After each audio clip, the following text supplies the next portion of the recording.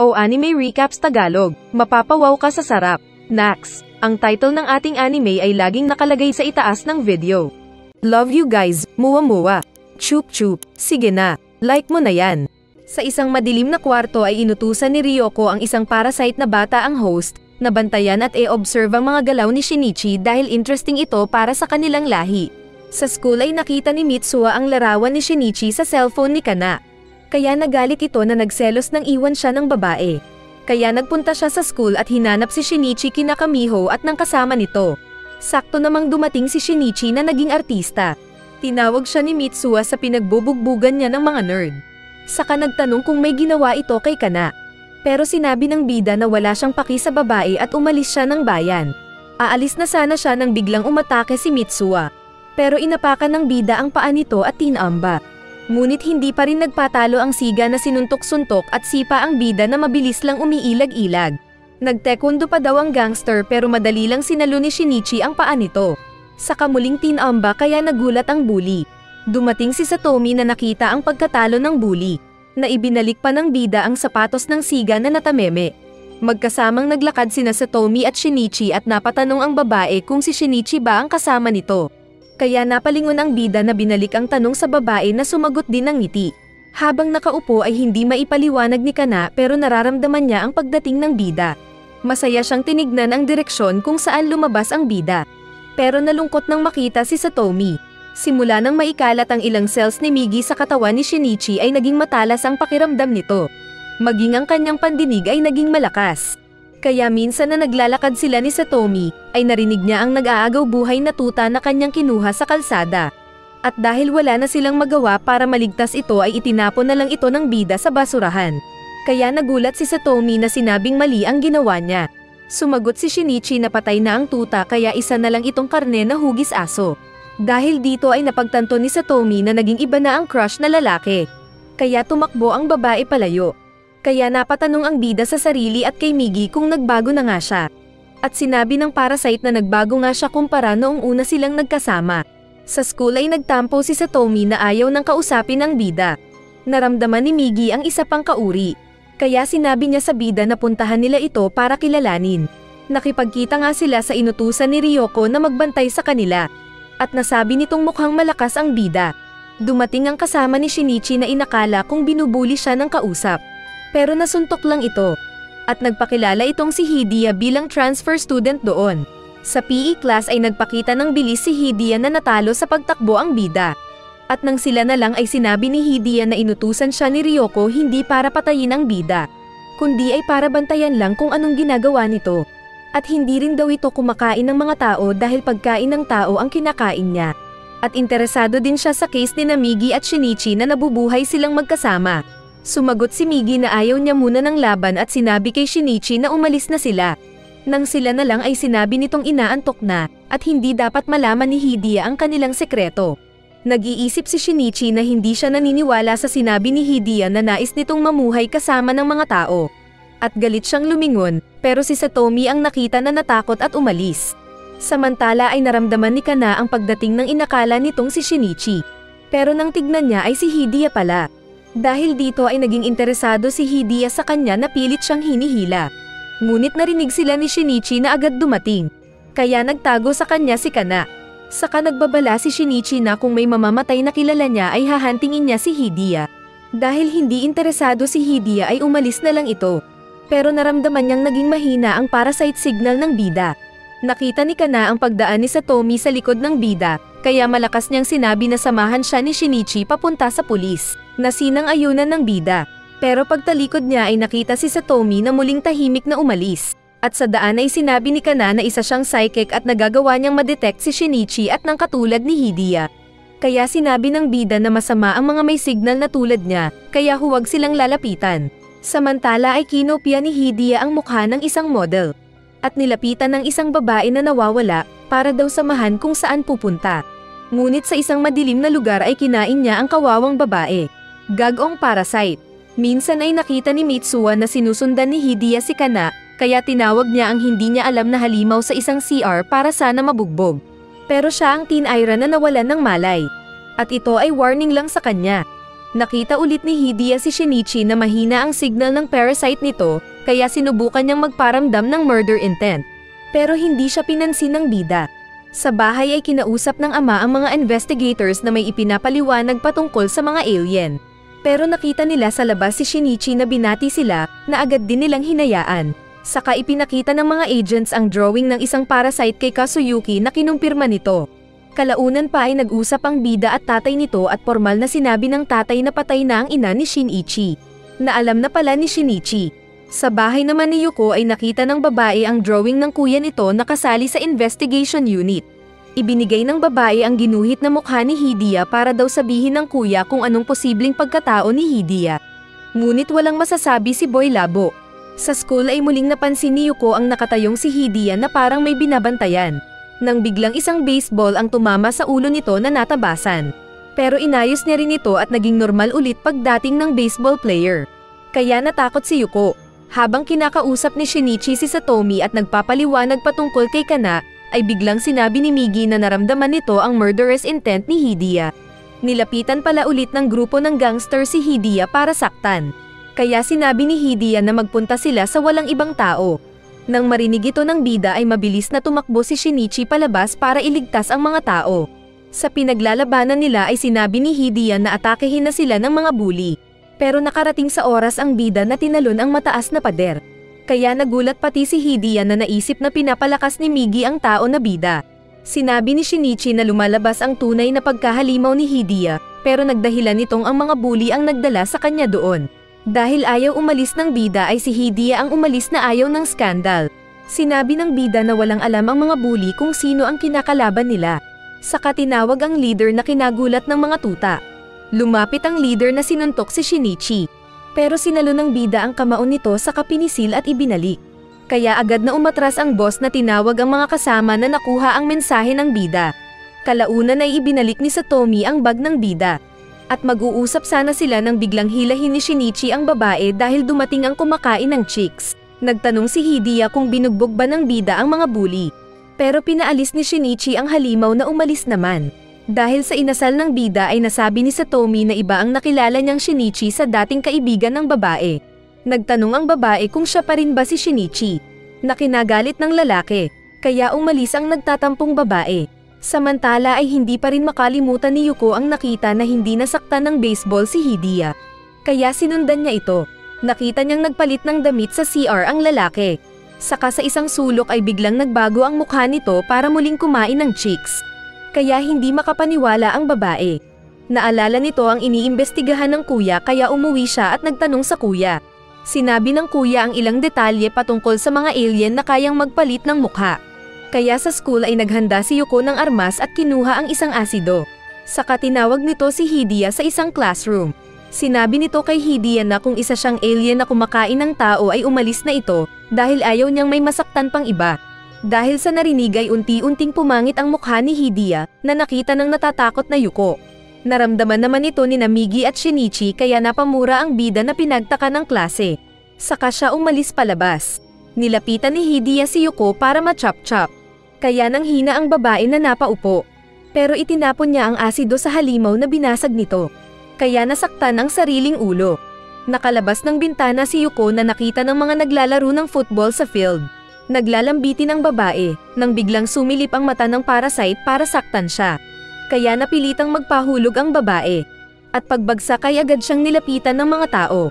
2 varsity players ang nakita ang halimaw kaya naisip puntahan ang kwarto. At nasalubong nila ang isa pang guro na sumama sa kanila. Samantala ay hindi makabalik sa pagiging tao si Hidia dahil sa tinapon na asido sa kanya ni Yuko.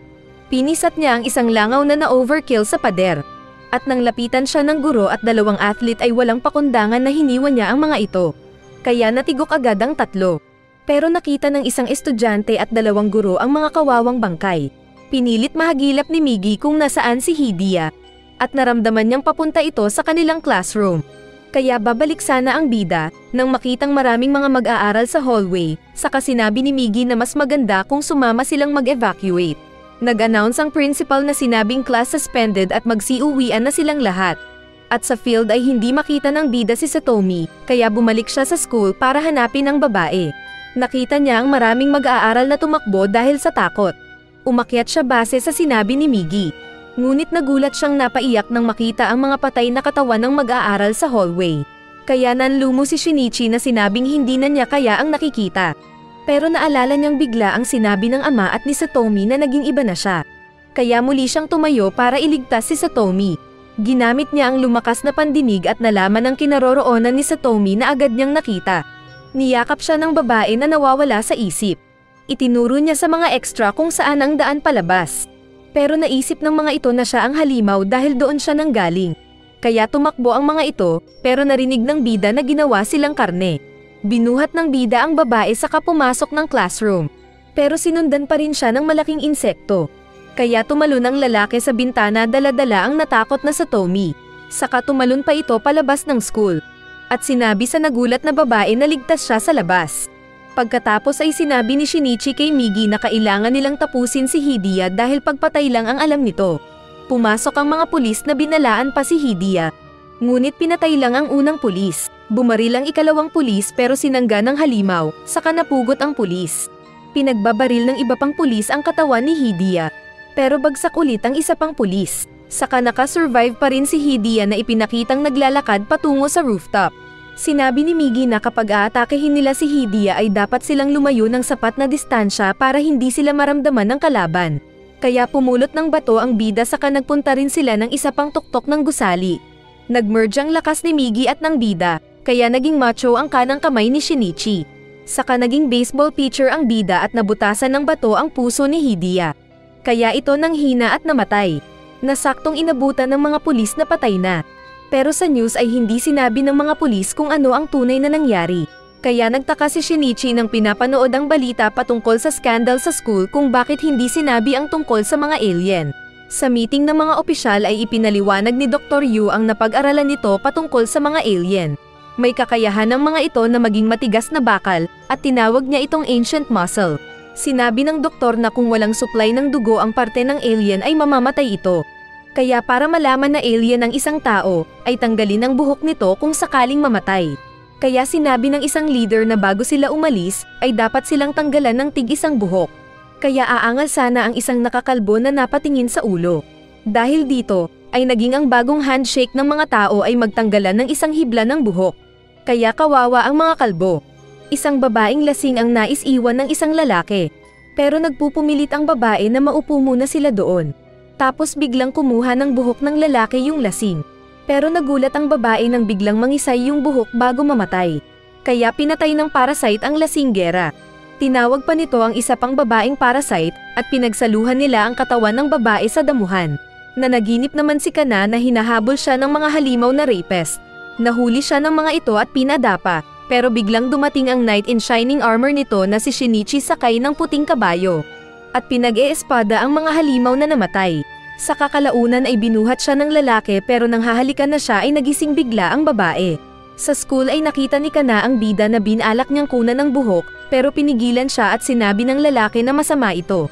Saka din niya hinayaan ng babae na kumuha ng buhok niya. Nakita ni Kana na normal ang buhok pero itinago pa rin niya ang hibla ng buhok. Naglakad sila at nang sinabi ni Shinichi na huwag lalapitan ni Kana kung may maramdaman siyang katulad niya ang aura. Pero nagbiro ang babae na kukuha siya ng buhok nila kung sakali. Pero hinawakan siya ng bida na sinabing huwag. Nang sabihin ni Miggy na gusto siyang kausapin ay umalis din ang bida. At hindi niya alam na nasa likod lang pala si Satomi na nakita siya nakasama ni Shinichi si Kana. Nag-usap ang dalawang babae patungkol kay Shinichi. At dahil pabebe si Satomi ay nasabi ni Kana na kapag ganun siya ay baka mawala pa niya ang bida. Isang kalahi ni Baki ang pinuntahan ng isang den ng mga yakuza. Nagtanong siya sa nagbabantay kung ilan sila doon. Pero mayabang ang bantay, kaya inuntog niya ang ulo nitong nawasak. Saka sa loob ay pinagsusuntok niya ang ilan na bagsak agad. Nakarating siya sa isang kwarto na puno ng siga at pinaputukan siya ng baril, pero nakailag ang malaking tao na pinatay ang bumaril, saka inapakan ng isa pa na hinayla sa ulo at itinapon. At gamit ang matalas na kamay ay inislice ang 3 extra. May samurai pero binutas niya ang tiyan. Saka pinatay ang isa pang bumaril. Hinamon niya ang mga natitira pang yakuza na maglaban pa sila, kaya nagalit ang mga ito. Pinatay pa niya ang ilan na walang laban. Isa sa mga samurai ang nakataga ng kamay niya. Pero pinutol ng kamay niya ang espada saka ibinalik ito sa ulo ng tao. Pinagbabaril pa siya at nataman sa paa, pero walang hirap niyang pinaglaruan ang mga kaaway. Bigla siyang tinaagan ng boss ng mga yakuza at nagsaya ang mga ito. Ngunit nagulat sila nang buhay pa ang halimaw na sinabi sa kasama na nakatama yung mga tao ng 3 beses. Saka hinati yung businessman. At hindi rin ligtas ang natirang kalbo. Nakita ng mga tao ang namatay na bantay ng yakuza. At paglabas ng alien na puno ng dugo ay hinabol siya ng 3. Pero biglang nawala ang hinahabol nila. Ngunit hindi nila alam na kinuha nito ang businessman na tsismoso, saka nagpatuloy sa gawain ang mga tao. Kaya pagbalik ng halimaw sa kasama nito sa sasakyan ay naging ibang tao na ang itsura nito. Saka nagkita sila ng isang kakilala nito na sinabing napasobra ang ginawa niyang pagpaslang ng mga tao. Minsan ay nag-date sina Shinichi at Satomi, at nang hinatid ng lalaki pabalik, ay hinalikan niya ang babae. At sakto namang nakita ito ni Kana na stalker ng bida. Kaya nanlumo ito na wala pala siyang pag-asa sa crush. Samantala ay napapaiyak si Satomi dahil kahit na hinalikan siya ng bida, ay iba pa rin yung dating Shinichi na nagustuhan niya. Kalaunan ay pinagbigyan ng bida ang paanyaya ni Kana na magkita sila, na pinaliwanag niya kay Migi sa tren. Pagdating nila sa destination ay sinabi ni Migi na may mga parasite sa paligid. At sa stage ay busy ang pagtakbo ng politician na tinake over ng parasite. Kahit maraming tao ay nakita pa rin siya ni Goto nang mag-eye contact sila ni Shinichi.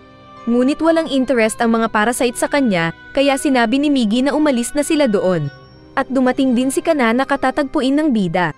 Sinadya pala ni Kana na tawagin ang bida sa kinaroroonan ng mga parasite na politician dahil nararamdaman niya ito. Kaya muli siyang binalaan ng bida na huwag itong gagawin. Sa kwarto ay sinabi ni Migi kay Shinichi na malaki ang posibilidad na naging politician ang mga katulad niyang parasite para mag-secure ng food source nilang mga tao. Kalaunan ay muling nagkita sina Kana at Shinichi, at doon ay in-interview ng bida si Kana patungkol sa psychic power nito.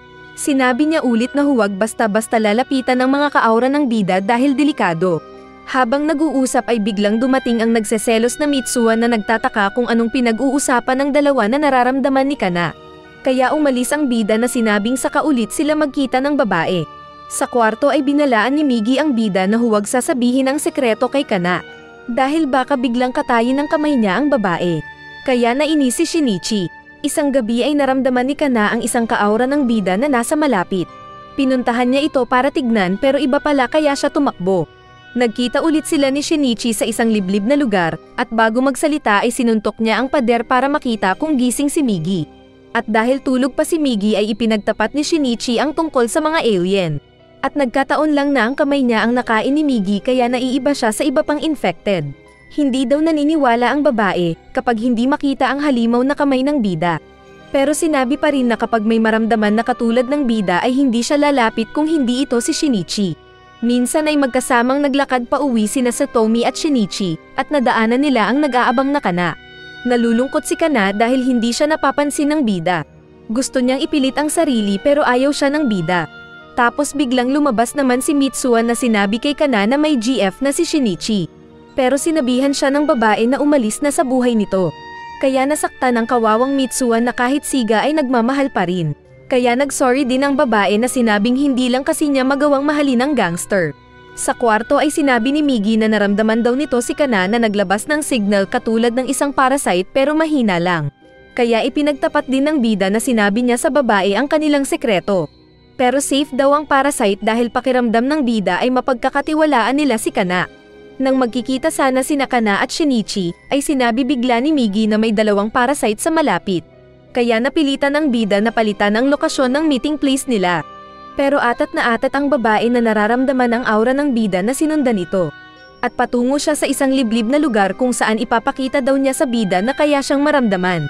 Pero pagliko niya sa loob ng abandoned house ay halimaw ang naroon na kinakain ng biktima. Nakita siya nito na nagtaka, dahil tao pala ang dumating na naramdaman niyang inakala na parasite. Tatakbo sana ang babae pero natusok na siya ng halimaw. Nagpatuloy ang pantasya ng babae patungkol sa knight in shining armor niyang bida, na dumating naman sa pinto, pero natusok na siya ng halimaw sa dibdib kaya bagsak ang babae. Dahil sa nangyari ay sinabi niyang maging defense si Migi, sabay atake.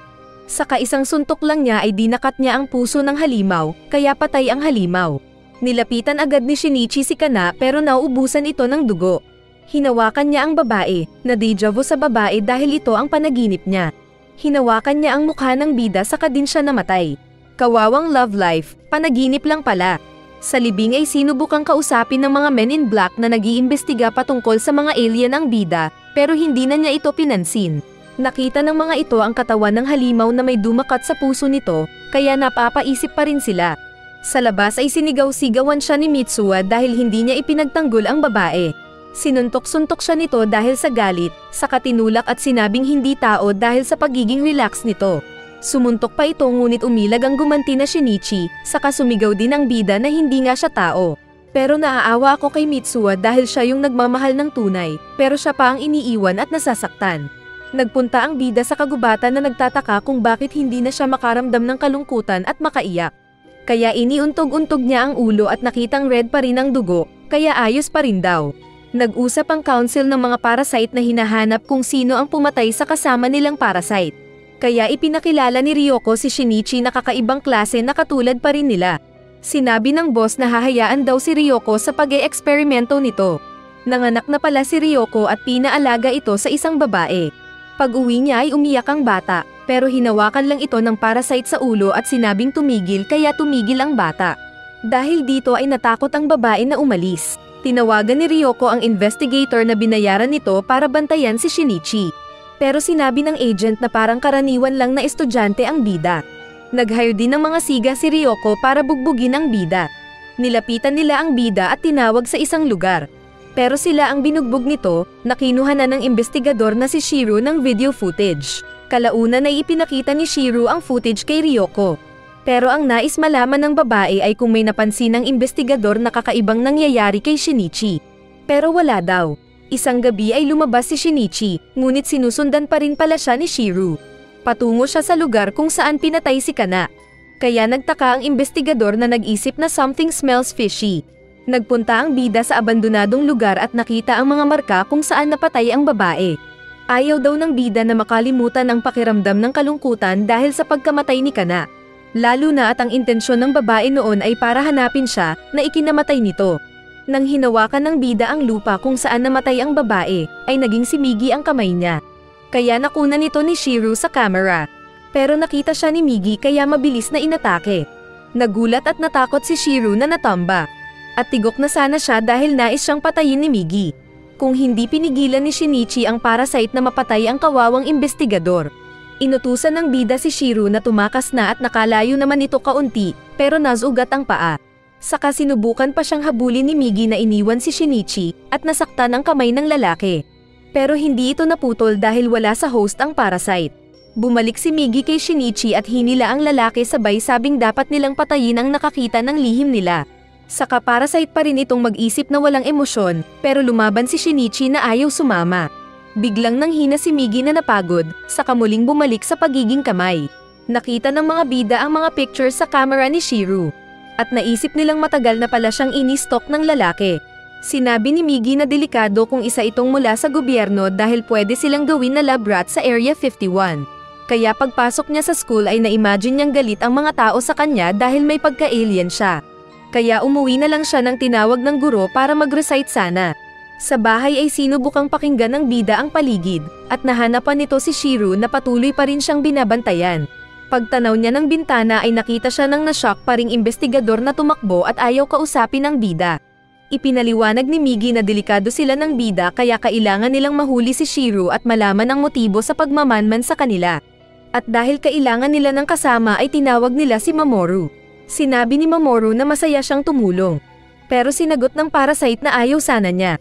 Saka ipinakita ni Migi ang mukha ni Shiro gamit ang katawan na nakopya ng parasite ni Mamoru na pinangalanan niyang Joe. Kinausap ulit ni Ryoko si Shiro na ipinakita ang sugat nito. Sinabi ng investigador ang nakita nitong halimaw mula sa kamay ni Shinichi na binalak siyang patayin.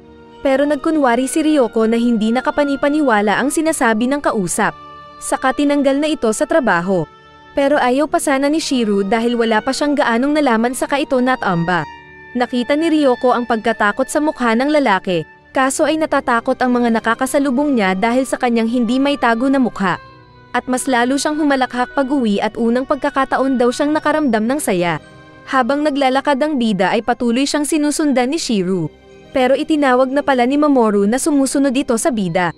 Kaya pagliko ng investigador ay nagulat siya nang biglang mahuli ni Shinichi. Isinakay nila ito sa sasakyan na minamaneho ni Mamoru na naging pangit ang mukha. Nagpunta sila sa isang lugar kung saan ikinuwento ng dalawa ang kani-kanilang mga kwento patungkol sa mga alien parasites. Sinabi ng bida na buhay niya ang nakataya dito kaya hiniling kay Shiro na manahimik. Pero sinabi nito na trabaho ng dalawa na sumuko sa mga tao para gawin silang test subjects, para maligtas ang sangkatauhan. Ngunit biglang lumabas ang dalawang parasite na sinabing papatayin na lang nila ang lalaki, pero pinigilan sila ni Shinichi. Kaya nakulong sa tusok ng dalawang parasite si Shiro na hindi makagalaw. Saka pinagbantaan siya ni Migi na papatayin ito kapag hindi na nahimik. Saka sinabi pa ni Migi na alam na nito kung sino ang client ng investigador. Na isa ring parasite na tulad nila, at ito ang mismong papatay kay Shiro kapag nagpatuloy siyang mag-imbestiga. Kalaunan ay pinuntahan ni Shinichi si Ryoko na dala-dala ang anak nito. Naging guro na naman ito sa isang paaralan. Nagkita sila sa rooftop kung saan hindi nagpupunta ang mga parasite. Sinabi ni Ryoko na nag-aaral pa lang siya kung paano mamuhay na kasama ng mga tao. Pero naalala ng bida na ganun din ang sinabi ni Hidia pero kabaliktaran ang ginawa nito. Biglang nagtanong si Ryoko kung kinain ba ng halimaw ang ina ng bida, kaya biglang naging emotional ang bida na hinawakan ng dibdib. Maglalaban sana sila pero sinabi ni Ryoko na isasangga ang baby kung may gulo. Tapos may dumating na mga tao kaya natigil sila. Tumakbo ang bida na puno ng galit. Bigla siyang tinawag ng isang manghuhula sa tabi. Nang makita nito ang palad ng bida ay nalaman niya ang butas sa puso ni Shinichi. At sinabing kausapin niya ang taong nagdulot nito at mawawala ang butas. Iniisip ni Shinichi ang alien na pumatay sa ina, saka napangiti at sinabing pinatay na niya ito. Kaya natakot ang manghuhula.